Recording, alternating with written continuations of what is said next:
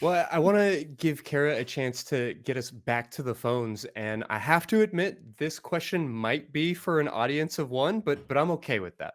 Let me ask you: if you imagine yourself as like a 20-something-year-old man feeling light years behind your friends when it comes to dating, and your therapist tries to talk to you about some of that problematic language and some of that problematic thinking, what do you need to hear in order to become like more aware of that misogyny and that toxicity? That's such a difficult because it's one of those things that's a bit like deconverting. It has to start with you. Sure. and Yeah. and it's so hard to start unpacking that. I do think that because so much of it really revolves around kind of loneliness and feeling sort of lost and isolated and left behind, I think that just hearing and knowing that it's normal for some people not to have dated a bunch of people. Some people have never dated by the time they're in their 30s, and that doesn't mean that it's over. There are plenty of people who can give you good advice and hear you out and understand how you're feeling, that it's okay to be upset about it, but it's not abnormal in any way. Because I think, and again, I think this is kind of a bit of a media problem, is that romance and dating and relationships are, especially when you're in high school or whatever, is so kind of popularized Mm. in media that it can feel like you should be there, and you're missing out, you're doing something horribly wrong. And I If you think didn't have prom night sex, you are some sort of exactly. total loser.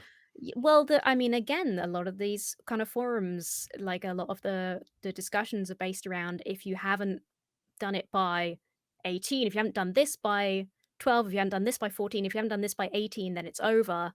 And that's just not true. And understanding that there's always time, like look up stories of couples meeting in nursing homes. Like there's always time, and just knowing that just by not having experience, you haven't done something wrong. And just one thing you learn like too late, one thing you learn after having been in like a relationship or two, is that just being honest is like this miracle cure that can really make everything better. And that saying, I'm sorry, I don't really have much experience dating, is, this the right amount of communication, just anything like that, most of the time will be met and received positively, because you're just being honest. You don't have to perform as, the what a woman expects a man to be at 26 or whatever you are. There's hope for you just being yourself and being honest. I think that's important groundwork to me. That's good advice. Be yourself and be honest. I like that a lot.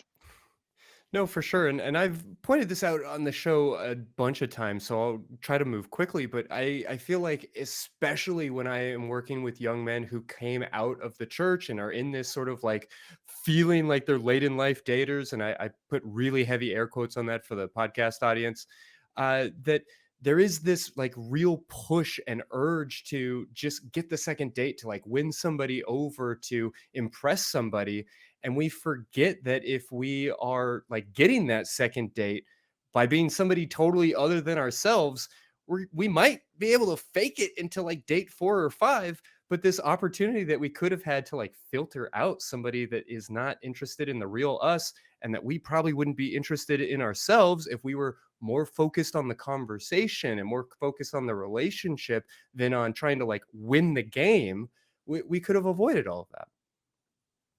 Yeah. Yeah, agree.